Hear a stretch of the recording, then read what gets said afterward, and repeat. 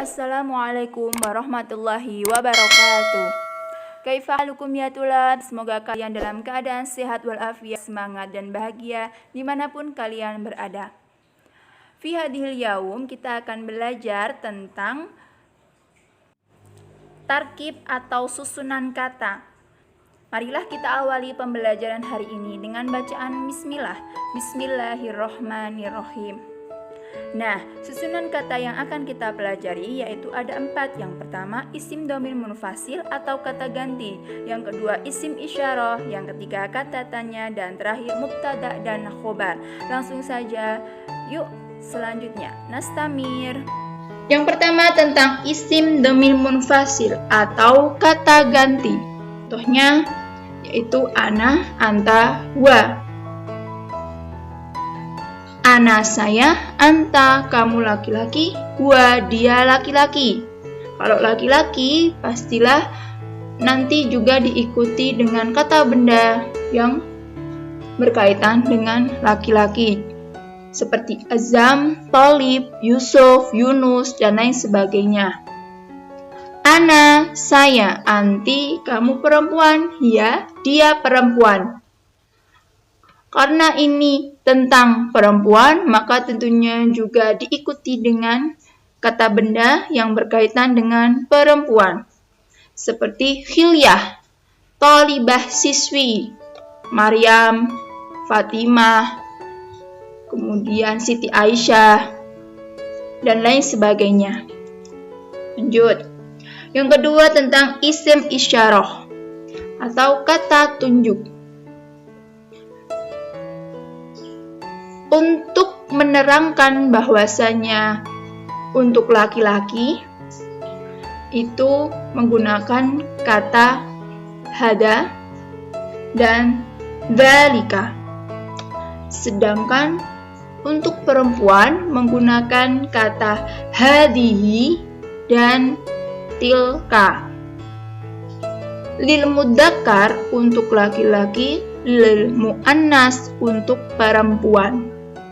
Hada dan hadihi untuk menunjukkan yang berada di dekat kita.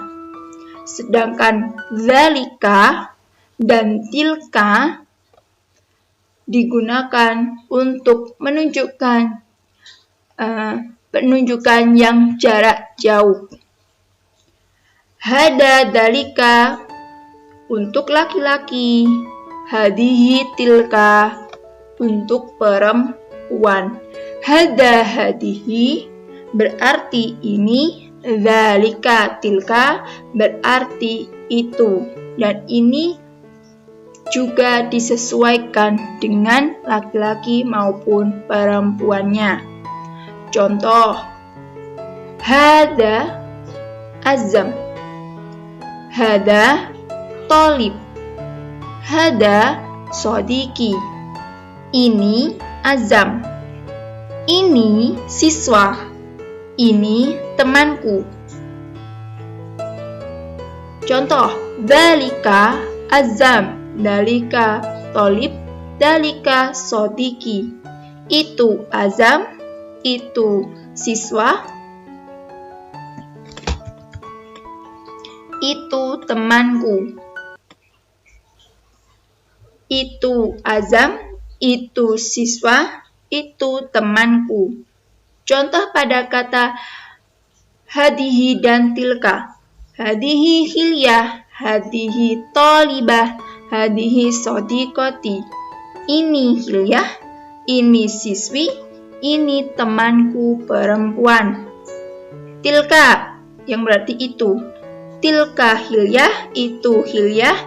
Tilka Thalibah, itu siswi. Tilka Sodiqoti, itu teman perempuanku. Lanjut. Selanjutnya adalah tentang kata tanya.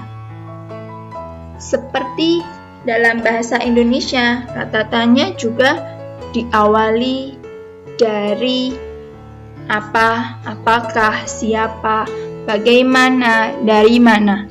Nah, ini bahasa Arabnya. Ma berarti apa? hal apakah, man siapa, kaifa bagaimana, min aina dari mana.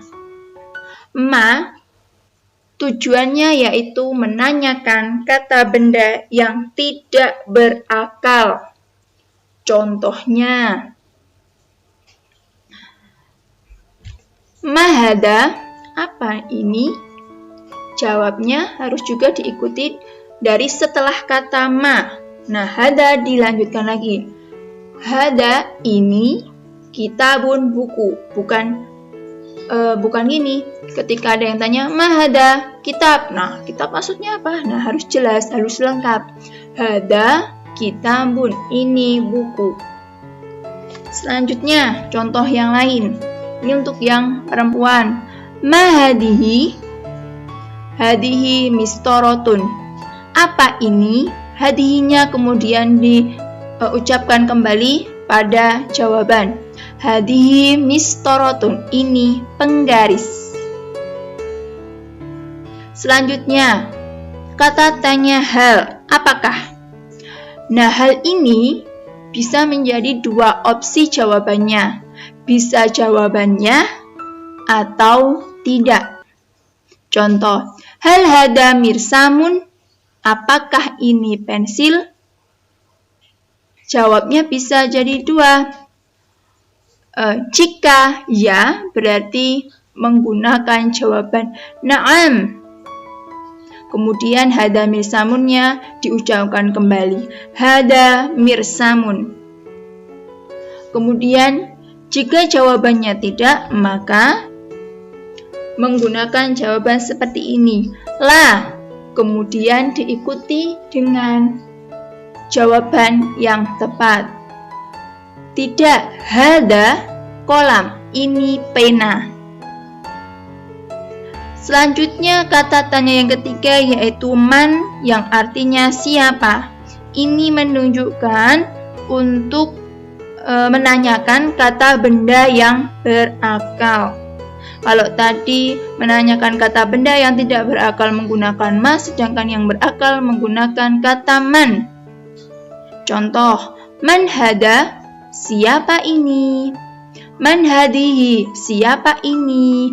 Kalau hada berarti dia nanti laki-laki, hadihi nanti dia perempuan. Jawabannya maka hadanya diucapkan kembali. Hada Mahmud, ini Mahmud. Ketika ada pertanyaan man hadihi, hadihinya pun juga diucapkan kembali. Hadihi Mahmudah, ini Mahmudah. Dan ini menunjukkan Mahmudah ini adalah seorang perempuan. Selanjutnya kata tanya yang keempat yaitu kaifa, yang berarti bagaimana. Bertujuan untuk menanyakan suatu hal atau keadaan. Contoh, kaifa haluk, bagaimana kabarmu? Maka jawabnya, ana bi khair alhamdulillah, saya baik alhamdulillah. Kata tanya selanjutnya, min aina, dari mana? Untuk menanyakan dari mana datangnya suatu benda. Contoh, min aina anta, dari mana kamu? Jawabnya, ana min Surabaya, saya dari Surabaya. Bisa juga, ana min Seyegan, saya dari Seyegan. Bisa juga, ana min Sleman, saya dari Sleman. Seperti itu, Nastamir. Nah, begini, kata tanya, jika untuk pertanyaan siapa namamu, kata tanya yang dipakai adalah ma, bukan man. Hal ini disebabkan yang ditanya adalah bukan orangnya, melainkan namanya. Dan nama termasuk kata benda yang tidak berakal. Sehingga bentuk kalimatnya adalah mas muka. Kalau ini yang ditanya adalah laki-laki. Atau mas muki, kalau yang ditanya perempuan. Bukan man ismuka, bukan. Dan ini salah ya, kalau man ismuka. Yang tepat adalah ma ismuka, ma ismuki. Hal ini akan menjadi lain ketika nanti memasuki struktur bahasa Indonesia. Ketika kita berkenalan dengan seseorang dan ingin menanyakan namanya, maka kata tanya yang kita gunakan adalah siapa namamu. Barangkali kebiasaan inilah yang menjadikan kita bertanya-tanya, mengapa yang dipakai dalam bahasa Arab bukan man ismuka, akan tetapi mas muka. Astamir. Selanjutnya adalah mubtada dan khobar. Ini tambahan. Mubtada adalah kata benda atau isim yang berada di awal kalimat dan berkedudukan sebagai subjek. Sedangkan khobar adalah kata yang berada setelah mubtada dan berkedudukan sebagai predikat. Dalam bahasa Indonesia, mubtada itu artinya subjek, sedangkan khobar artinya predikat. Contoh, huwa Faruk, dia Faruk. Hiya Hilyah, dia Hilyah. Anta Umar, kamu Umar. Anti Ruqayyah, kamu Ruqayyah. Ana Mahmud, saya Mahmud. Jika dilihat, huwa, hiya, anta, anti, ana. Huwa ini kan untuk laki-laki sehingga kata bendanya pun juga bercirikan laki-laki. Lihat juga hiya. Hiya untuk perempuan, dia untuk perempuan, sehingga yang mengikuti pun juga perempuan, yaitu hilya.